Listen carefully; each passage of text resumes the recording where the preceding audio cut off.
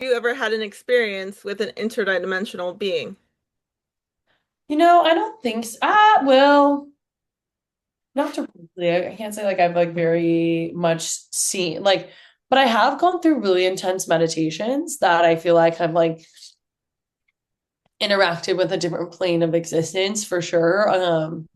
When they say like going into the 4D or 5D, like astral projection, I've totally played with that before. And Yeah. yeah, sorry, what were you gonna say? I was about to ask you, so have you astral projected?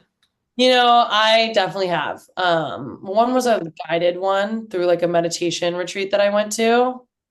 And that was really, really cool. And that one was very loving and kind and good. And one of them was in college, and I don't know if that was like real. Like I can't tell. It's trippy. Like, when you're meditating and like you might be onto something, but then your brain's like, wow, this is happening, and you almost lose it like in a cloud of smoke. But I do think I've had very cool, intense experiences with just the spirit world through meditation. I really do think that's a gift. What's your opinion on dreams? I Like, love dreams. Do you think, oh, do I like think that they have like messages? oh, yes. And do you think we're actually like leaving our bodies, our souls, right? Into like other like dimensions? Totally. Of course. Even if it's just the subconscious dimension, like we're thinking of the subconscious brain, like a lot of manifestation and quantum shifting is informing the subconscious brain, right? So, um, and a lot of like I do notice sometimes in my dreams, like they will be kind of like psychologically fear ridden a little bit. And I know that's my subconscious brain like coming out to play, which are my deep rooted beliefs about things.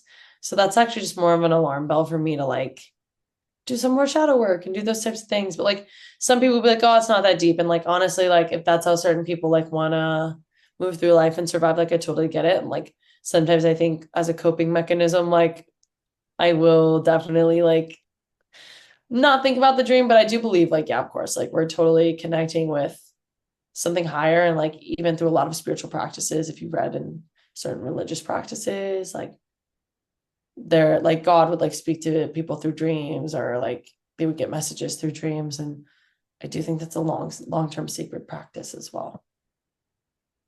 Yeah, I think so too. Because I had some like crazy dreams and I'm like, okay, now where I am at in like our reality, I'm like, oh, that all makes sense. Right? Yeah. Kind of crazy girl. Some clairvoyant. Oh yeah, do you believe in psychics?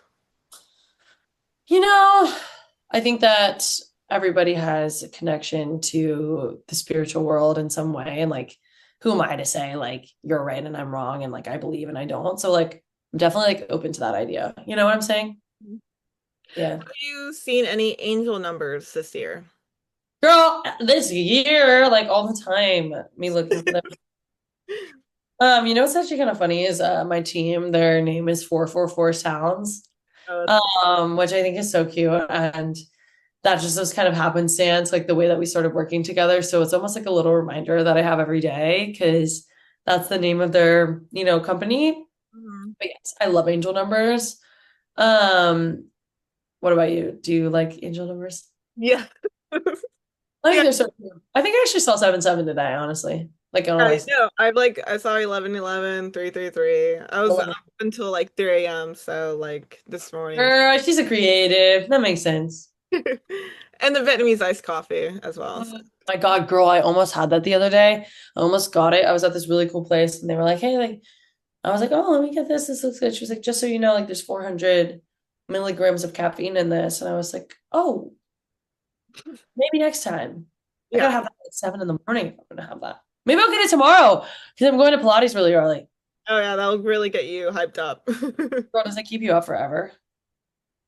Oh yeah, well I had it later on yesterday. Yeah. And yeah, it like I went on a really long walk and Yeah. I was like I ended up writing something I've been delaying that I needed to write. Actually, Yeah. like how narcissists started in my spiritual awakening that I had this year. Oh, So yeah. girl, please send it to me. Are you gonna publish it? Yeah, and I'm thinking I'm like, okay, well okay. Well, we'll continue with your We'll get there. We'll get there. We'll get there. But seriously, send me that. I would love Yeah, to. yeah. I will. That's why I was asking, like, if you ever seen interdimensional beings. Oh, she had a leading question. Yes. Okay. Do you think we're living through a mass awakening right now in this age of Aquarius?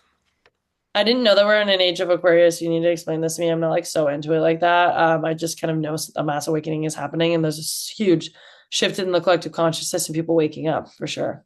Okay, so the last age of Aquarius, the French Revolution happened, and it's where everything is pretty much coming out to like where we pretty much learn everything we've been taught is a lie.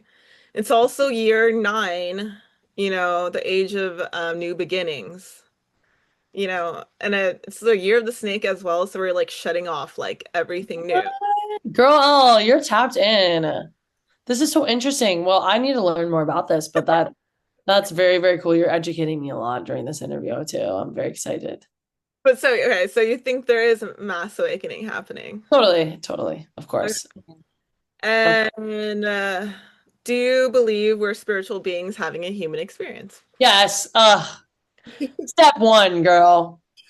That's like what like helps me get through life sometimes, you know?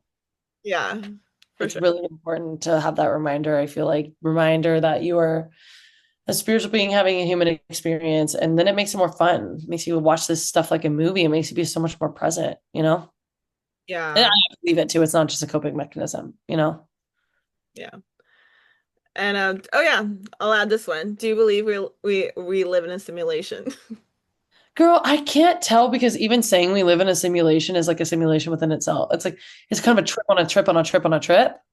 You know what I'm saying? Yeah. And sometimes I think as humans, we try to hack the system by like trying to know everything and in a way that's almost a distraction, right? Mhm. So it's almost like we can transmute the simulation of ego and fear and envy by meditation and coming from a place of love and like connecting with higher beings and pursuing that flow state. And that's kind of what I focus on because I'll get overwhelmed other ways. You know what I'm saying? Yeah, like when I think of it as a simulation, I'm like, okay, it's a simulation. Like, don't be full of fear. Right? Don't be so hard on yourself either. Yeah, like it's a simulation, like it will get better. Like something else will come your way. Always, always, girl. And thank you for reminding me that. Even like, I think you know this, obviously, because you're tapped in. Some of the things you're telling me in this conversation are reminders for me. And like, I hope that maybe I've reminded you of some stuff too. And this feels like a very channeled interview. And I honestly wasn't expecting this. So I'm really, really grateful that this is the type of conversations that we're having, you know?